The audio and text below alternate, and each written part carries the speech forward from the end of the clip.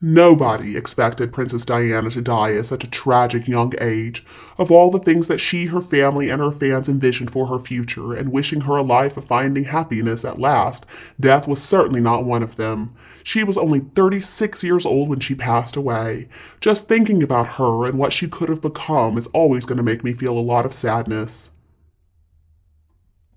But I think there is somebody out there who was even sadder, and maybe the saddest person of all of them, and that's Charles, certainly not Harry. I am so sad that Harry is making so much money from the death of his mother. I think that in his position, he should be ashamed of himself, making money off Netflix and actually going to the tunnel to make a film of his mother's passing. He is such a disgrace. He has no shame. Harry's always whining that his father was so distant and cold and didn't give him enough hugs. Oh, wah, wah, wah, poor baby. I have seen so many photos of Charles out there with both sons, and Harry especially. He was watching over them at the funeral with the most concerned look of love in his eyes. There are photos of him during the funeral and so many after where he is hugging both boys and especially Harry. He's playing with them. He was there for them. There are so many photos of Charles looking like a proud father, playing, holding, and walking with his sons. Diana claims that William was so busy as a toddler, and because of that, Charles seemed to actually like Harry a little bit more. Apparently, Charles would come home and he would go right to the nursery to see Harry. In spite of these remarks attributed to Charles at the birth of Harry, I do not believe those. So he was hoping for a girl, maybe. Well, alright, I think that was though more of a joke than anything else. I actually wanted a boy for my first child, but I got the most amazing daughter, and from the moment I held her in my arms, she has been the light of my life. And then my second child was a little boy, and I was so happy about that, but I also would have been happy if I had another little girl. At the end of the day, it doesn't matter. You just want your baby to be healthy.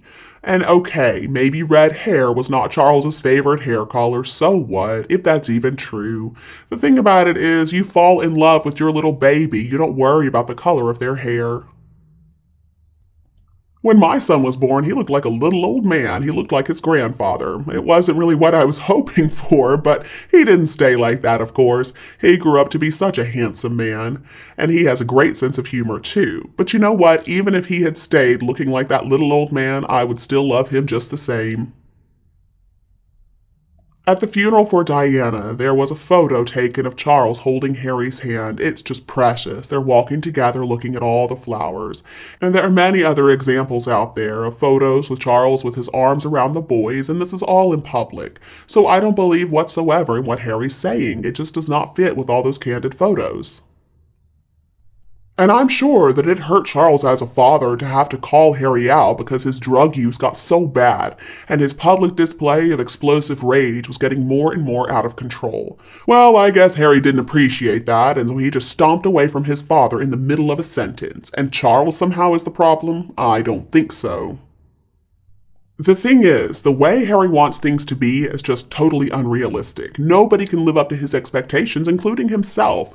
And his father does not have time to lay around the house smoking weed and taking all these drugs that Harry's doing, with idle hours to spend in a drug haze, riding bicycles, throwing their dogs a ball, and whatever else it is that Harry fills his meaningless days doing.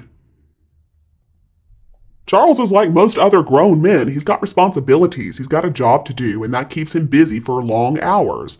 That's just the way that it was for Charles and other fathers in his generation. They had to work hard to support their families. They were incredibly responsible. But anyway, he still found the time to spend vacations and spend time off with his sons like so many other fathers. There are many fathers out there who have to work 2 or 3 jobs or one that consumes their whole day, and they simply do not have the time, the energy, or the money to just laze around coddling a middle-aged man baby.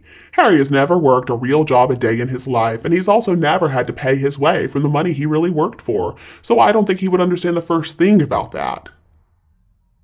Harry needs to get over himself. There are too many videos and photos, some posed and others candid, of him interacting in a really nice way with his father. His father tried his best to teach them how to be good people. You can see the fatherly guidance that's taken with William. Harry, on the other hand, is an absolute catastrophe. And it does happen even with the best parenting. Some fathers maybe aren't so good at physical affection. They're not really into hugs, but they are admirable. They're hardworking and they are stable. They're always there to guide by word or example, or hopefully both. If Harry would do something meaningful in his life, or really anything at all, like maybe work a real job, then I think he would come to understand that. What kind of story can his alleged children write about him, I wonder? What, are they going to write that he lived in a fantasy world filled with drugs and wild fantasies, damaging explosive fights with the mother? Are they going to talk about all the horrible things that he has done to the very family who stood by him for his entire life? How healthy is this model that Harry is setting for his kids? I'm still not convinced that children are real, but if they're real, they're like all other children. They need stability, they need guidance. They don't need a father who is so spaced out that he doesn't even know what's going on.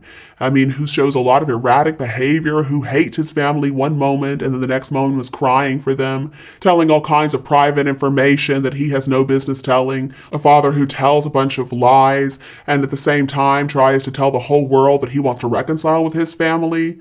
I mean, this is a very chaotic atmosphere for any child to grow up in. And I'm sure Harry was a very difficult person for the family to deal with, but they did it for such a long time. And now Charles is in the winter of his life, and William's first worry has to be for his own family, and he needs to watch out for his elderly father. William is the one who has to wear the pants and be a big boy, because Harry is just incapable of acting like a man. I've also read what Prince Charles's reaction was when he learned about Diana passing away, and it was abject horror. He simply could not believe the life of his 36-year-old ex-wife, with whom he had 2 kids, and a friendship was gone. The news was very jarring to him, and he was wakened by Queen Elizabeth's private secretary at 4:30 in the morning, who said that Charles was absolutely distraught. I'm sure he was. Royal aides reported that then Prince Charles collapsed and cried uncontrollably. Charles and Diana had finally figured out a way to be friends, and they really enjoyed co-parenting their sons. All of a sudden, though, Charles was the father and the mother for Prince William and Harry. He was the only parent left. And he informed them early that morning about the car crash, and he stayed with them until he had to go to Paris to collect Diana. Harry gave the following account of what occurred on the morning of August 31st, 1997. He said that King Charles flew to Paris to take the body of Diana back to London for the funeral, and he was accompanied by Diana's 2 sisters. Charles went to look at Diana's body while she was in the hospital around 5:40 p.m. that evening, and he noticed a fan in the room stirring Diana's hair so lightly that it seemed like she was still alive, and apparently that shook him up terribly.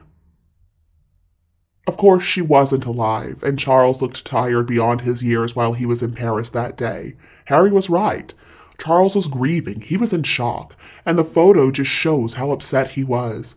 Through the week that led up to the princess's funeral, Charles looked like he had been crying nonstop, and he appeared to be very concerned for both of his sons. I just don't think the king ever expected anything bad to happen to Diana. She was so young, she was so alive, so vibrant, and she had so many wonderful years ahead of her to find love again and to raise her 2 boys. He found it just as difficult as the rest of the world did to accept what happened, and friends of Charles said that he slipped into a depression after that. Camilla, though, came around to make him laugh sometimes and pull him out of his depression. To this very day, the family of Princess Diana has to remember how it felt to get through those first moments of disbelief and shock, and I'm sure they wonder how they ever managed to figure out that terrible week leading up to the funeral.